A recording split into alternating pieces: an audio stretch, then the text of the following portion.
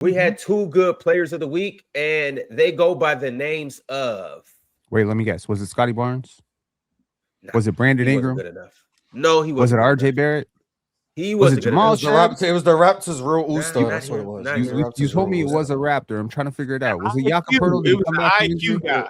It It was wasn't. It was Emmanuel the real Quickley? All-Star. Yeah, Damn. All-Star, yeah. Okay. It was A the guy real with the all-star. most IQ on the team. Least Literally.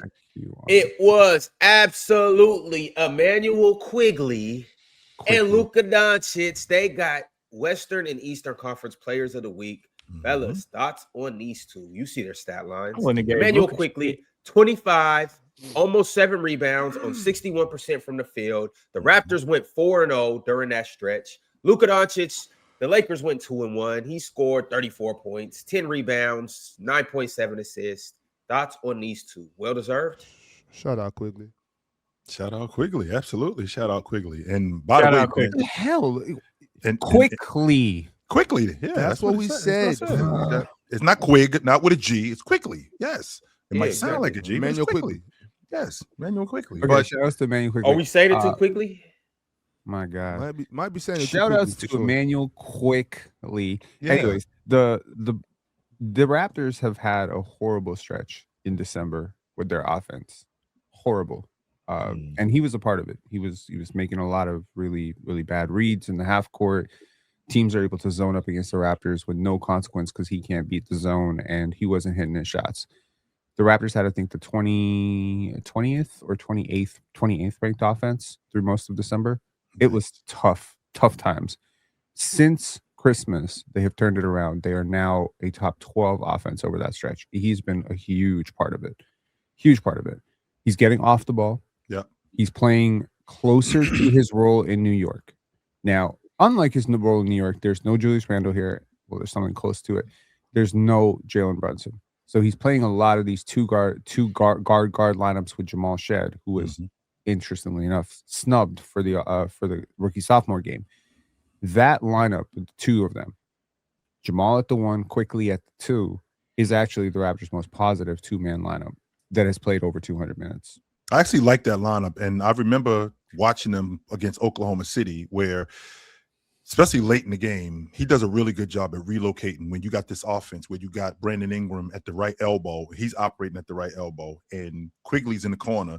And then while Brandon Ingram is working, he ends up relocating to the break, and he ends up knocking down, I think, 2 threes in a row. And I think that actually iced the game. I think that's the game that actually got him the player of the week, because up until that point, I mean, he was playing good. I'm not going to argue that point, man. I think he was playing good. The 40-point game that he had earlier, 40 and like 7 earlier in the week. But I think that they guarded I think your boys guarded at the 3-point line really well. I think Quigley did a better job in taking care of the basketball. In addition to that, he actually is doing a better job in taking care of the ball and getting downhill. That helps your offense a lot. So, I mean, I don't mind it. I don't mind it at all. I think he is this iteration of him at the lead guard. This is what they actually want on a regular. I think this is what they're looking for from him. A guy who could play on and off the ball and be effective. I don't think that they need him to be a primary ball handler like that, because they got a bunch of those guys. I mean, RJ Barrett handles the ball. Shed handles the ball. He handles the ball. So I think that this iteration of him is who they want more. It works better when RJ Barrett's healthy. It works a lot better when RJ Barrett's healthy, because I think the Raptors need to find a way to get him more off the ball. And for whatever reason, with Scotty and BI, he prefers to be on the ball and create space for them. Now, I totally understand it from BI perspective, because BI has not dealt with doubles or blitzes very well this year. He's been very slow to react or very turnover prone. Scotty obviously doesn't have the shooting gravity right now because he's shooting bonkers cold from 3, and he's never really had that great gravity as a 3-point shooter above the break. So Quickley is kind of like the best of a lot of really bad options for the Raptors. Jamal Shed shoots like 38% from the field. I don't know what to tell you. Okay. He's a really fantastic defender. He draws a lot of offensive fouls, but he's not a starting level guard. There are teams out there with like 4 or 5 guards who are better than Jamal Shed. That's not disrespect to Jamal Shed. That's just the realistic understanding of what a 6'1" non-shooting guard can actually do for your offense. But the best thing he does for our offense, as I said earlier, is he forces Immanuel Quickley off the ball. And when Immanuel Quickley is on the ball, I feel like he drags the flow of the game. He misses reads. He is just really poor at playing that position. He's less. I have said I'd rather have RJ Barrett run the one, Scotty Barnes run the one, Brandon Ingram run the one. Is he the problem or is it the offense? Because again, when you look at he is the Quickley, problem. He is the problem. He is the problem. Because he didn't have a problem creating offense when he was in New York. Yes, he did. Yes, he did. His second year in New York, yes, he for sure did, because they gave him more of a primary role in his second year, thinking that they could turn this off guard into a primary, and he failed. And look, it's just a matter of understanding that. I understand that today there's this idea that we don't have point guards anymore, but that's just not true. Yes, we do. We definitely do have point guards. They just score more than they used to. That's all. Exactly. That's all. But Drew Holiday still has a rhythm and an understanding of the position. Tyrese Halliburton, Trae Young, now I don't want to say Luka, but there's a lot of guys who have a rhythm and an appreciation for the position, which is to say, I know when to get guys involved and how to organize the offense. Quickley does not have that. What he is a gunner. And the more he leans into that, the more he is attacking a slanted floor, the more he is attacking off the catch instead of dribbling 8-9 times. Like, he leads the team in dribbles per touch. He leads the team in times per touch. I just don't like it personally. I love him off the ball. That's the role that I envisioned for him. And I think what's really holding him back right now is Scotty's lack of evolution as a ball handler.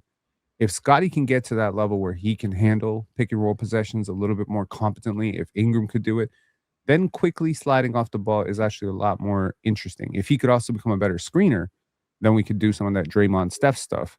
So, yeah, I mean, shout out to IQ, man. Quickley. Huh? Scotty becoming a better screener or Quickley? Both. They both need to become better screeners, because one of the reasons that Quickley has struggled so much is because Jakob Poeltl is his best screen partner. Colin Murray-Boyles has done a pretty good job, but Scotty is not a great screener. He doesn't take a lot of contact on those screens. He slips way too often. So I understand slip screens do work. You know, these ghost screens be like, you do have to screen though as a big. You do have to free guys up. Occasionally you do.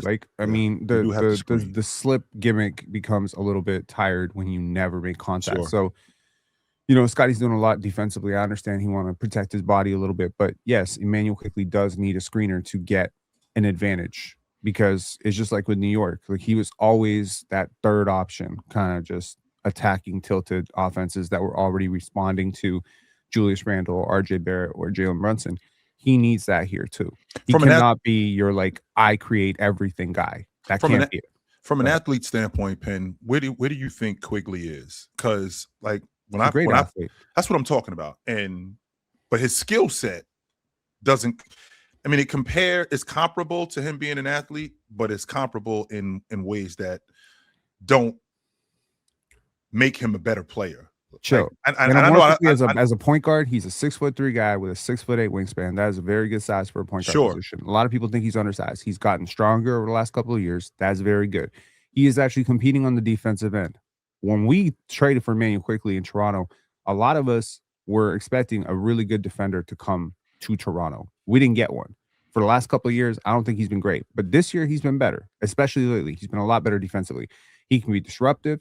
He has a lot of advantages that Ja has. He doesn't have the vert that Ja has, but he can be a shot blocker or like a rim protector a little bit. Yeah. And the downhill stuff, he has the twitch. He has the twitch. He don't have the brain, but he has the twitch. Like, he doesn't have the vision for it, but he does have the twitch and the speed and the quickness and all that stuff. He has it. He has the handle too.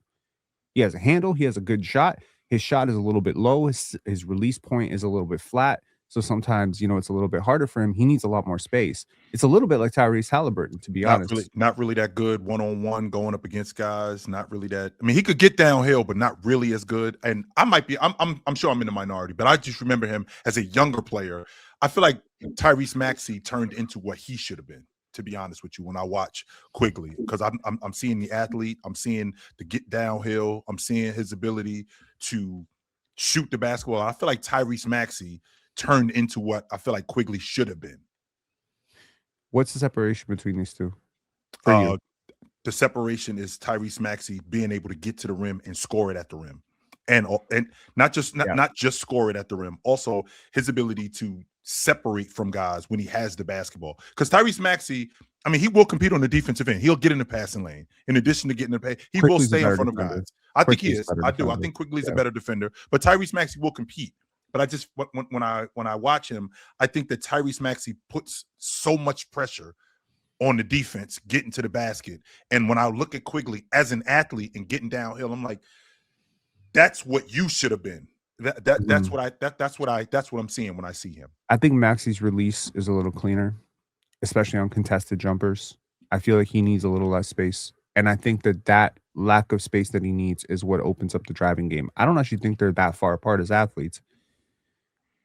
I will say this. I read an interesting stat the other day. Do you know that Tyrese Maxey, and I did not fact check this, so somebody please fact check me. Tyrese Maxey is averaging the most stocks for a point guard since Gary Payton. Wow.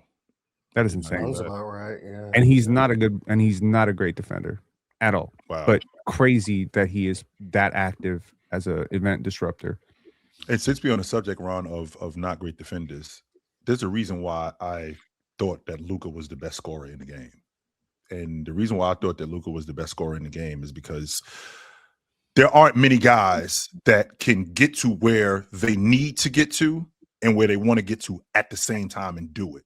Like a lot of guys, I could get here whenever I want.